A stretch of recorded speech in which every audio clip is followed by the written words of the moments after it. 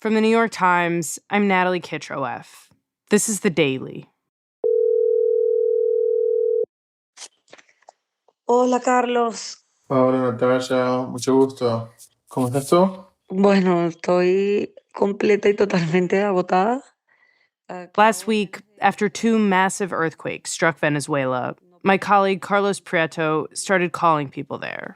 Ok, perfecto. Entonces voy a empezar a grabar. Carlos is from Venezuela. He spent his childhood in the capital, Caracas. But when he started to see pictures and videos of the damage, he realized he couldn't even recognize parts of his hometown. So he asked people how it all started. I was actually at my best friend's house, and I was going back to my house. Natasha Villa was driving when the ground started to move.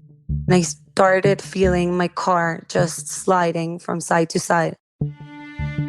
I thought that it was the feeling of when you're driving on top of water, so you feel like the car is just sliding. You could see people screaming and running out of the street. You could see the light post and the electrical post falling down in the street and the people screaming while the electricity sparkles were just going everywhere. She had no idea how extensive the damage was. I didn't have signal in my phone at all because the network had fallen completely. With power outages all over the country and phone lines collapsed, there was no way to communicate with my friends. Much of Venezuela didn't know either.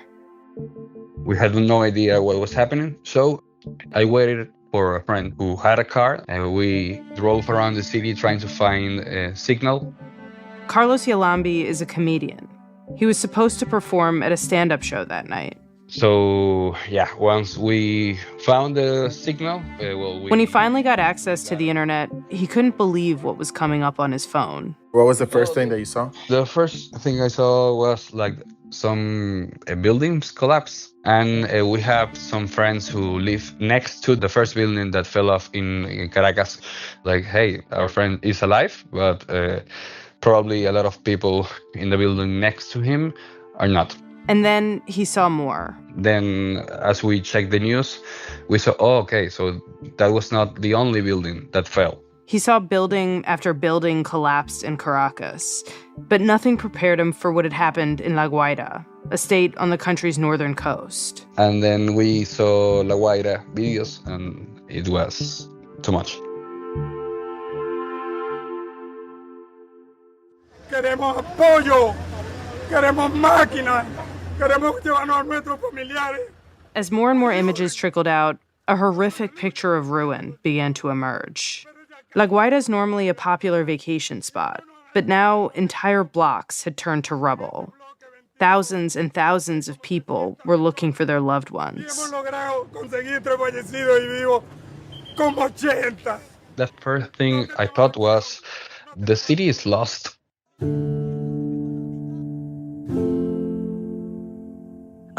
Just today, I went over to the Domingo Luciani Hospital where I saw with my own eyes the level of devastation. I saw pickup trucks carrying patients directly from La Guaira. There was a 4-year-old girl that had her pelvis exposed that was arriving at the same time, and I was there.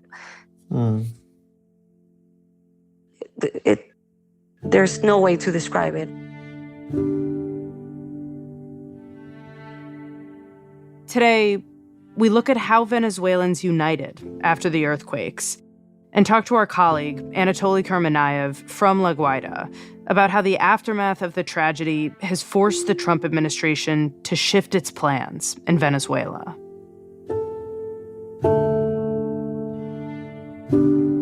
It's Thursday, July 2nd.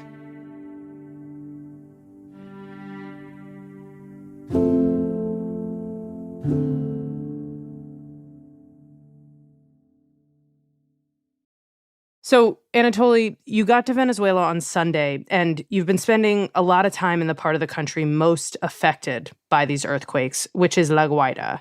So, just tell me what you've seen. So La Guaira is a gateway to Venezuela. It's this town outside of capital Caracas, and I have driven there hundreds of times. This is Anatoly. This is Monday afternoon, and I'm sitting in the back of a passenger car. Early this week, I made this drive again, and it was a very different drive this time. Wow, the line. There was a lot of traffic. There was a lot of people going down into the city. In front of me is a pickup truck loaded up with mattresses. Motorbikes and cars, trucks, carrying supplies, carrying water. Just passed a motorbike driver with just a small bag full of groceries. It was quite an unusual sight. But apart from that, everything around you looked very much the same as always. We enter Loureiro. And it wasn't until you get into the city itself that you start to see widespread destruction. Wow. Yeah, this is the first high-rise that's badly damaged that I've seen. Blocks just entirely leveled. Wow, the walls are blown out. God, broken lifts, people's possessions just hanging out. And it's the sort of seeming apparent randomness of it, right? That one block could be completely unscathed, even the glass and the paint is still there, and then the next, a few meters down the road is just completely leveled buildings. I'm standing on top of a collapsed building. And when you approach a destroyed building, the first thing that hits you is the smell of rot, the putrefaction. It was just very clear smell of decayed flesh. Whoa. There's dozens of people around me. I'm digging through in various parts, hoping to find someone. I have been a foreign correspondent for many years, and I've covered a lot of unrest. I have been around death, but I have never covered a natural disaster of this scale, and I have never really thought about how death smells. And this was very much it. This was very clear to me that this is what death smells like. Sitting on the side of a collapsed large residential building. There were people digging through pretty much every collapsed building. A few relatives standing on the side of a road, but they feel resigned. The earthquake happened a few days before I arrived, so the chances of finding someone alive have faded a lot by the time I was there. There's a lone excavator digging through the rubble. It feels a bit Quixote, like taking out a glass of sand from the beach.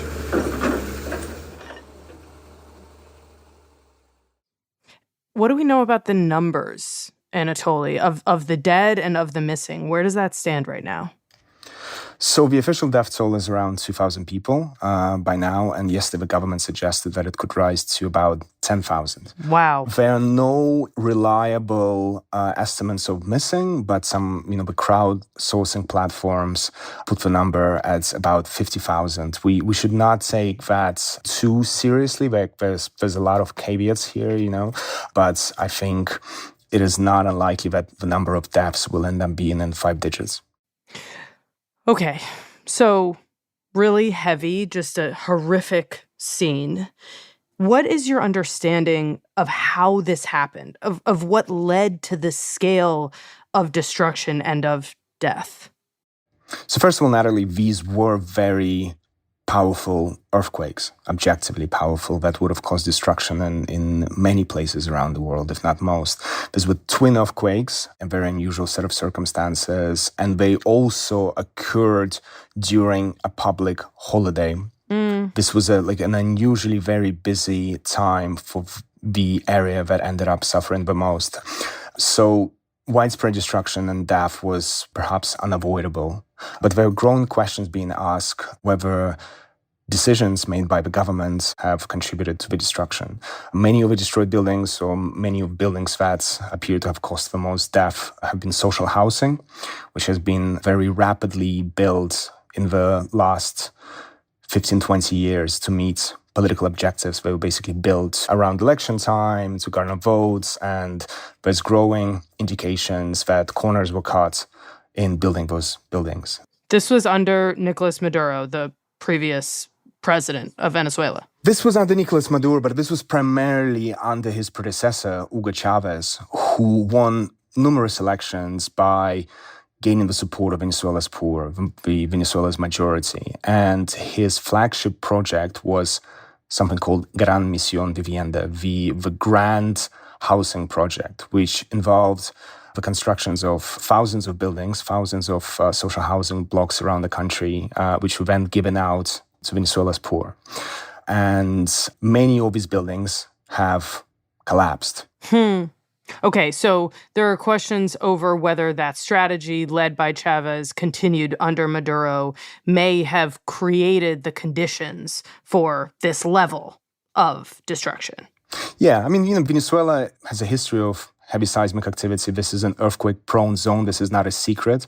And statistical models have predicted a strong earthquake here for some years. This is a country that should have been prepared. And to be fair, many buildings have withstood the earthquake very well. Entire neighborhoods have sort of came out of this pretty much unscathed. So there are construction engineering reasons coming from decisions taken by Hugo Chavez and Nicolas Maduro. But there were also decisions taken by the country's current leader, Delcy Rodriguez, that have contributed to the ineffective response. Like what? What do you mean by that? So before Delcy Rodriguez became the leader of the government, she has been a long-term official of this regime. She has really risen in the ranks of the government under Nicolas Maduro, who made her his economic troubleshooter, given her responsibility for the country's oil industry with the job of helping him stay in power. And she has orchestrated this great shift from the socialist principles that have powered the ruling movement since its foundation towards this laissez-faire, hands-off economic approach. More of an open market. More of an open market. And this is what it looks like in practice.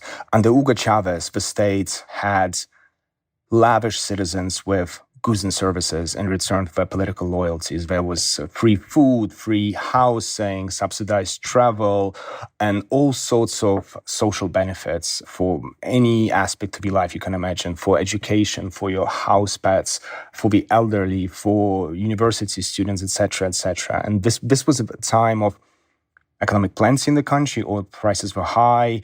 Oil exports were earning the country billions and billions of dollars, and Hugo Chavez could afford that. Then the oil prices collapse in 2014. American sanctions start strangling the country's economy, and this becomes no longer sustainable. And Delcy, as Nicolas Maduro's economic chief, makes the decision to retreat the state from people's lives. So the Venezuelan state gradually stops providing basic services that they have for many decades. The people are left on their own to fend for themselves. In Russia, we have a saying, the survival of a drowning is the business of a drowning. And this is what Delcy instituted. So you guys have the best sayings over there in Russia. And in return, the government gave them some breathing space to do that. So it stopped harassing businesses. By and large, it stopped the expropriations. It loosened currency control. It just made it easier for people to go about their daily lives, right? It's unleashed, in a way, market forces of supply and demand to try to fill in the gaps left by the retreating states. And it did not, create this massive bonanza. It did not create a Dubai out of Caracas, but it did make people's lives significantly easier, But there was a cost to that. There was, in a way, a hidden cost, because the retreat of a state meant that the state no longer was in charge of providing basic services like telecommunications or even electricity in some cases. The state shrank, the state hollowed out. Everyone was for themselves. And that was fine at the times of relative stability, because people's entrepreneurship, private initiatives could help people get by. But when a natural disaster strikes and it requires a mass coordinated state response, the shortcomings of her policies became very much apparent. You're saying that under Chavez and then Maduro, obviously it was by no means perfect, but all of the resources were under the control of the government. And so if the government needed to move quickly to respond to something like a disaster, you'd imagine it could. And then the move under Delcy to a more open market system, it kind of splits these state functions up and they retreat from providing the services that you need when something like this happens? That's exactly what happened. And there's also a second reason. Maduro, especially in his last years in power, as he became increasingly unpopular, he became increasingly paranoid. He was worried about coups, he was worried about rebellions, anything that could topple him from power. And he became very distrustful of his own government, people who could organize and push him out from power. So he started atomizing the Venezuelan state. And by this, I mean he splits it into little fiefdoms controlled by different officials, who enrich themselves, and none of them are able to communicate with each other or organize with each other. And this makes it very difficult to organize a coup. But it also, in circumstances like now, makes it very difficult for all these different institutions, the police, the military, the civil protection services, the healthcare system, etc., to get together to coordinate and do something together. This is precisely what is needed during an earthquake. And instead, we just have all these small groups of people running around aimlessly because there's nothing that ties them together. Okay, so basically both of these things, the economic shift and the political paranoia of Maduro, lead to a very disorganized state. And then we get this other massive shift, as we all know, when the United States goes in under Trump and extracts Maduro earlier this year. Talk about that and how it affected what we're seeing now. This made things even more complicated because now it's not Delcy who ultimately made decisions in Venezuela. It is Washington. It is this Trump administration. So it adds another layer of decision-making, another layer of bureaucracy, and complicates the chain of command. And this is not what you want during a disaster response. Just explain what you mean when you say that it's the Trump administration making decisions. So, Natalie, the strange thing about this is basically exactly what it sounds like. This is one of his rare things. This is not a metaphor. The U.S. has direct control over Venezuela's public revenues. The U.S. has massive influence over Venezuela's political systems, over its economic decisions. So it is literally Marco Rubio, U.S. Secretary of State, and his team that make everyday decisions, how Venezuela is run and what happens in Venezuela, what stances it takes. That is just so wild, that setup. Totally unimaginable, even, 6 months ago. Yeah, it was definitely something I could not have imagined. Yesterday I was in La Guaira, and for part of the day I was in the airport, in the country's airport, which has been damaged. There's no commercial traffic, but there's a lot of aid supplies coming in there. And this is also where U.S. military set up its base. So there was this really bizarre scene that I witnessed of a senior Venezuelan security official, a man called Granca Arteaga, who has been U.S. nemesis. He's a man accused of gross human rights violation, torture, killing of political opponents, and he has been sought by U.S. governments for many years. And here he was, standing and calmly looking on U.S. military helicopters taken on and off from an airport a few hundred yards in front of him. And it was just so surreal to see U.S. military power, which has been, the nemesis of Venezuelan government for decades, just having complete free reign on Venezuelan airfield in front of me. Okay, you're getting at this right now, but how does this new government structure in Venezuela and the partnership with the U.S. affect the response to these quakes? So when the quakes hit, the government is caught completely flat-footed. It is unclear what's happening. And for the first 24 hours, which are the crucial hours, the hours where you're most likely to find survivors, there's no organized response, very little of organized response. We've seen very little heavy machinery on the streets. We've seen very little, organized groups of civil servants. There's sort of very sporadic statements from a government. And, people feel completely abandoned. People feel on their own. And they have no choice but to take matters into their own hands.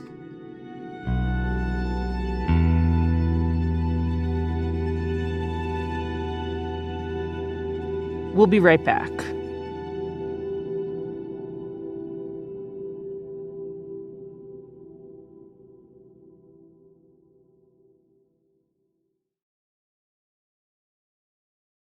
The first 24 hours after the earthquake that we started sending food directly to La Guaira, there were practically no rescue missions. There were no military on the street. There were no police officers. There was no help. There were so many places where the people were screaming from inside of the rubble, but there was absolutely nothing that they could do because there was no machinery. I know of a friend that she spent those 48 hours looking at the rubble where her father was buried, and there was no one there to help. Everyone that our producer Carlos talked to, they couldn't sit still as all this was happening. I went to the store and bought... So they started either sending food or supplies down the stretch of highway to La Guaira, or going there themselves to help in any way they could. Every day, we wake up and went down to give it to the people that were working on the fall building. Often, they were the first people that survivors had seen. I'm curious if there has been a moment where you've noticed that maybe you are the first person that someone there has seen come for help. Many times. So many families have suffered. So many people have had many days without talking to their families. So many people have lost everything, and they were just happy to be alive, to save maybe one of their kids. What have they told you when they see you? It's amazing. You maybe talk with someone for less than 5 minutes, and when you're going to say goodbye, you say goodbye with a hug. Like, it just feels so grateful. A lot of people from abroad started messaging me, asking me to reach their families. Like the mom of one of our friends in Argentina was missing. He started asking, hey, if you know any info about my mom, please let us know. Carlos, the comedian, got multiple calls from people begging him to help locate their loved ones. 2 friends had the same plea. Could he help them find their mothers who'd gone missing in La Guaira? So we went on 2 motorcycles. So Carlos and a few friends got on their motorcycles and headed toward the worst of the earthquake. To try to find 2 moms. So we tried to reach for the first mom, but when we actually reached the building, and the building was completely collapsed. Do you think that she didn't make it? Yeah, I would say so. I would say it's the most probable case. And the person, she kind of knows it. She kind of knows it that it's a long shot. So, yeah. But when we reach these places, the people told us, hey, nobody's coming here. And we see that there is nobody around. Most civilians helping in those places are the civilians that live in those places.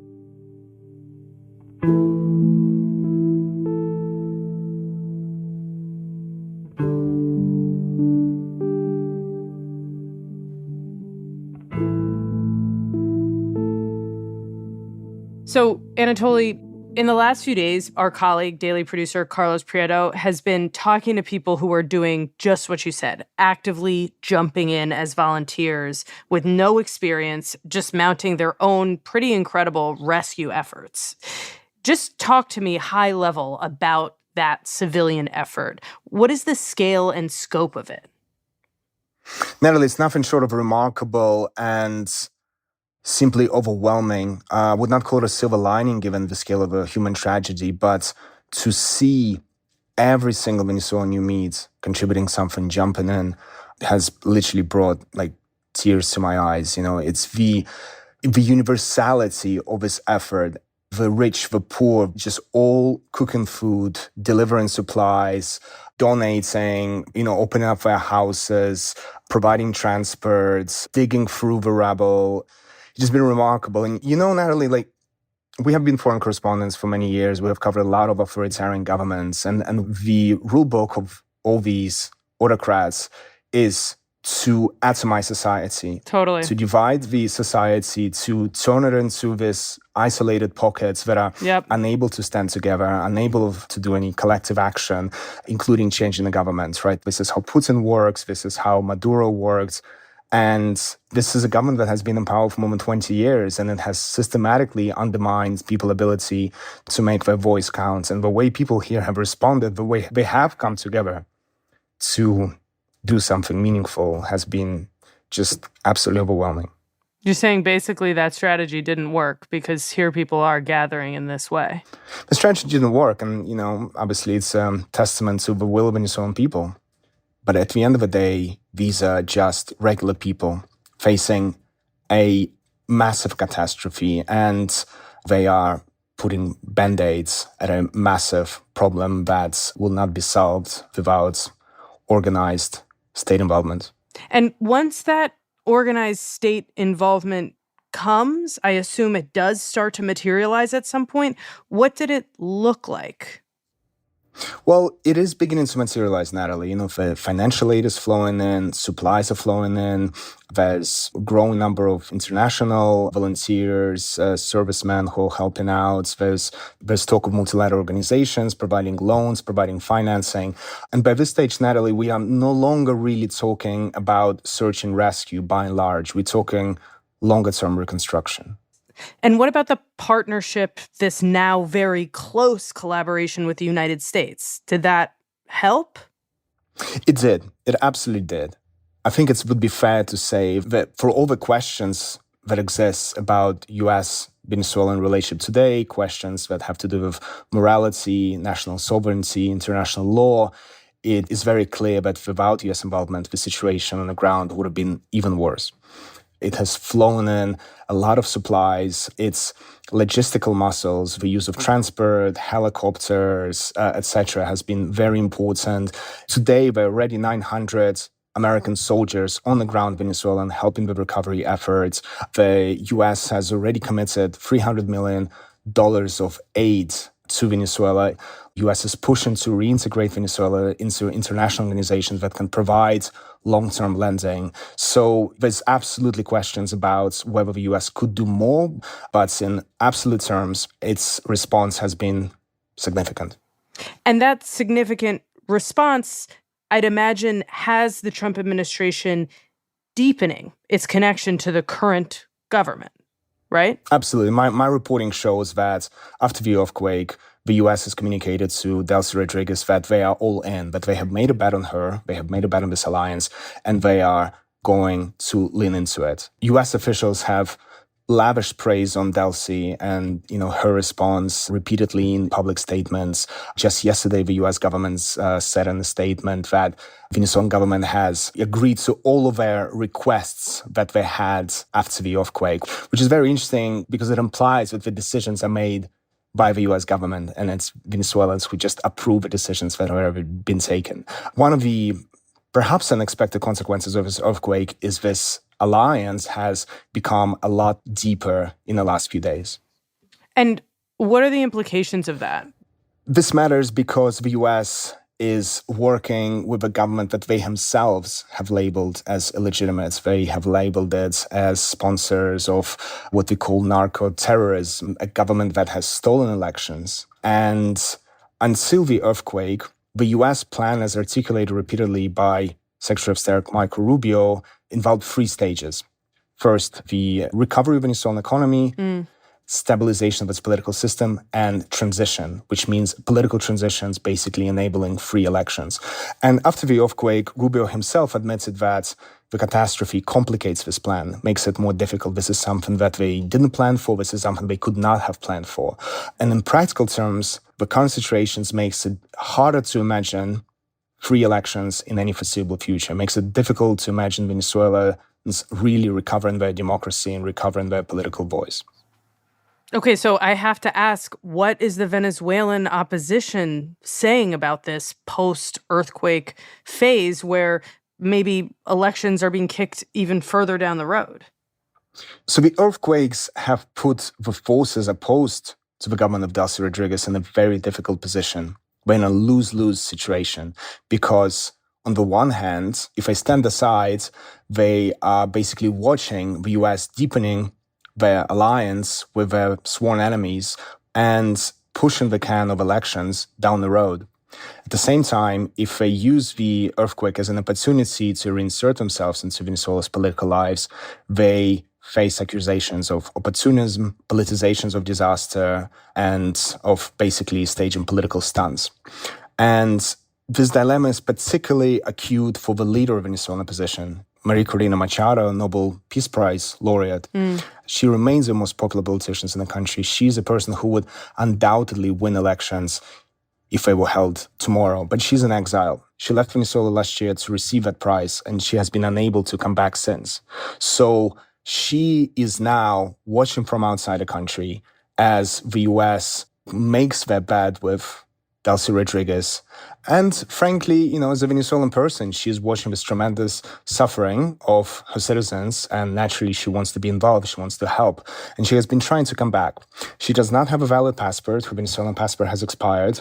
So she needs US help to get into the country. And she has been making increasingly forceful public pleas to aid her return. She's saying to the US, help me get back in there, I want to help. That's exactly what she's been saying. And her pleas to the US have massively backfired because US administrations, they see her as a distraction. They have moved from privately expressing annoyance over her pleas to now publicly saying that her campaign to return to the country is a political stunt because they say we remain focused on reconstruction, we remain focused on aid. And the US government for now has bought into the arguments of the Venezuelan government that allowing the opposition back into the country would just stoke social tensions, could create violence, could create unrest. And this is not something that US government wants to see in Venezuela right now. So the long and short of it is that this tragedy obviously has very high political stakes on all sides. The opposition wants to use this as an opportunity to assert itself. For Delcy Rodriguez, this is a chance to solidify its ties with the US even more and to presumably try to show that she's a competent leader in the worst of times. But also, for the United States, this feels like an important moment. I mean, President Trump has touted what he's done in Venezuela as this huge win. He's based a lot of his foreign policy on what he sees as his success there. And here is this event that may be putting that idea to the test. Winston Churchill once said, never let a good crisis go to waste. And there's so much at stake for everyone involved. For Delcy Rodriguez, either this crisis ends up tumbling her government or she ends up establishing her legitimacy, ends up establishing herself as the powerful ruler of Venezuela. For the opposition, either they reinsert themselves into Venezuelan political life and use the discontent with government response to take power, or they fade into obscurity in exile. And for the Trump administration, this is a crucial test of a narrative that the Venezuelan operation has been an unfettered success, that this has been the biggest foreign policy achievement of Trump's second term. He has repeatedly said that Venezuela has now become a very happy country, that Venezuelans are dancing on the street. And the reality is that today Venezuelans are not dancing on the streets. Many of them are living on the streets, right? The images that are coming out of the country clash massively with the way that he has painted this relationship, right? So he now has to take action to create what he has been talking about, right? He now has to take ownership in a way for the situation in Venezuela. And what will happen in Venezuela in the next few months and years, to a great extent, will depend on the decisions that he will make in the coming weeks. What about for Venezuelans? I have to think that the stakes for them are much more urgent, life or death. Like, the question is whether they can feel safe living in this country under this system, given the response to this tragedy? This tragedy has unleashed a great amount of pain and suffering, but it has also made Venezuelans rediscover their voice and given them bravery to speak out. In La Guaira, you see residents coming together to express their anger at government officials, to chase them out, to boo them. There's a sense of confidence and at the same time, a sense of anger and rage. And it's anger at being abandoned by the government at this moment of great need and at the corruption and incompetence that we've seen all around them. But it's a trigger for the pain that they have experienced for the last 20 years living under this government, right? This is sort of like a cathartic moment in a way, right? That everything that's been bubbling up inside Venezuelan people for so many years that they have been afraid to say because of repression, because of lack of independent media, this is all now coming out. So perhaps the greatest paradox of what we see in Venezuela right now is that while the material conditions for elections and democracy are moving further away, people in power have more and more reasons to just kick the can down the road. The desire for democracy, the desire for political voice has risen dramatically. People really want it. People are no longer willing to wait for it. And I also think what we see now is Venezuelans rediscovering that they are not alone, that they're part of a larger community. And I think, this earthquake will have big consequences for Venezuelan society, for Venezuelan people as a whole, because they have seen the power of their collective action and what they can do together despite all the challenges. Well, Anatoly, thank you so much. Thanks as always.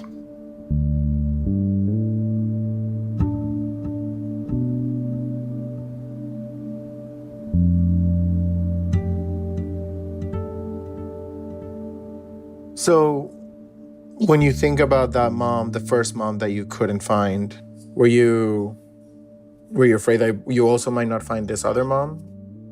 Oh, of course.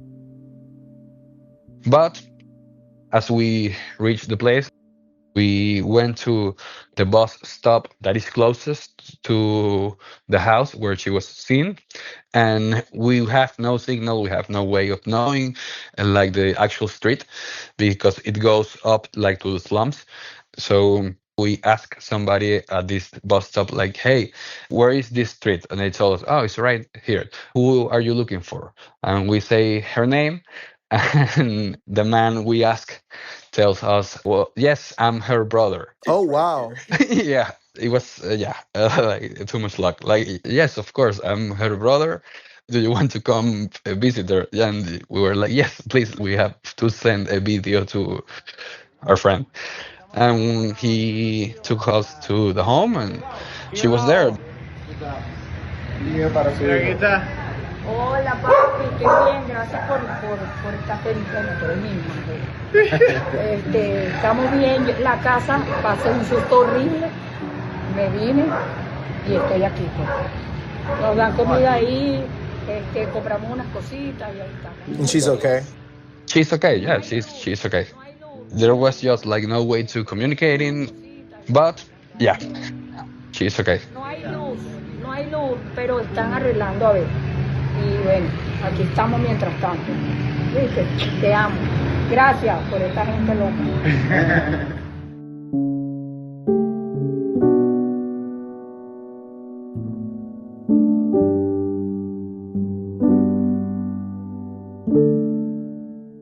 We'll be right back. Here's what else you need to know today. On Wednesday, a team at the University of Minnesota announced that it had taken a major step toward achieving something that scientists have long dreamed of, discovering how chemicals can be turned into life. The researchers blended together dozens of ingredients and synthesized simple cells that can feed, grow, and reproduce, passing along their genetic material to future generations. While those cells may not technically be fully alive, they have most of the basic components necessary for life. Scientists hope that synthetic cells may someday be engineered to do things that natural cells can't, like making new kinds of medicine or drawing large amounts of carbon dioxide from the atmosphere. The biologist leading the team called her creation Spud Cell because of its potato-like appearance. Today's episode was produced by Carlos Prieto, Lindsay Garrison, Anna Foley, Chris Benderev, and Eric Krupke. It was edited by Michael Benoit and Chris Haxel, and contains music by Marian Lozano, Alicia Baitup, Dan Powell, Rowan Nemistow, and Pat McCusker. Our theme music is by Wonderly. This episode was engineered by Chris Wood.